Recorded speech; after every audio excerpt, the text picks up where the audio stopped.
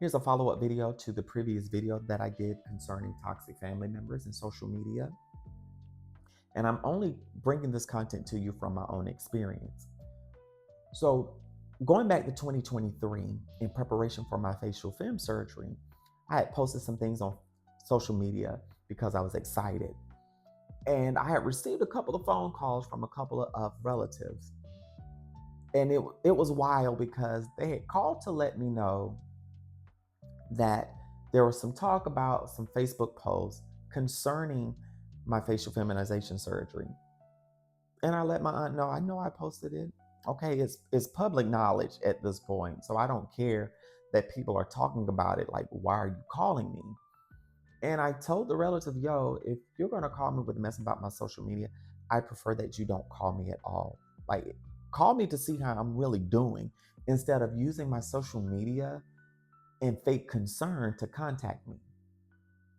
Didn't hear anything else about it. Fast forward to 2024, received another phone call um, about my social media. The same thing, so and so is talking about your social media. So at this point, I started removing family members from my social media for my personal peace, for my sanity. And because it's my social media and I can have whoever I want on it, if I don't want certain family members on there, I don't have to have them on there. Well, after me blocking these relatives, a couple of weeks later, I received a phone call from a cousin wanting to know why I blocked them on social media. And I let them know, hey, look, I don't have to explain to you why I blocked you. I got tired of receiving phone calls about my social media and y'all being messy. So I blocked you. If that's a problem, oh well. And it ended up in me being threatened the next time I came to my home state because I blocked them on social media. And at this point, I knew that I was going to have to go low to no contact with my family because I knew even with me blocking them on social media, I'm now receiving threats because of the fact I blocked people on social media. Then later on, I got another phone call from another relative, my uncle, saying, yo, someone told me that you posting stuff on social media and it's very public and they're concerned about your safety. And I asked my uncle, I said, yo, what is the specific post that everyone's concerned about? How is there a concern for my safety? And it was like pulling teeth. My uncle wouldn't tell me the source. He wouldn't tell me the the post. So I left it alone because I knew he wasn't going to tell me. And I went further through my list and blocked people that I knew would be messy about my social media. So towards the early part of this year, I asked that uncle again, what was it about my social media? I said, I'm not trying to cause any drama because anytime I ask you about it, you get upset and you're very secretive. Can we not do the secrecy thing? We're both adults. I'm a grown adult. You're a grown adult. I'm almost 40. You're almost 70. Let's get this ish together. So he finally told me the post that made him upset.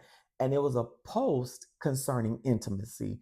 And it wasn't nothing graphic like that, nothing bannable from the social media platform. I was just saying there are certain things that I enjoy and there are certain requirements.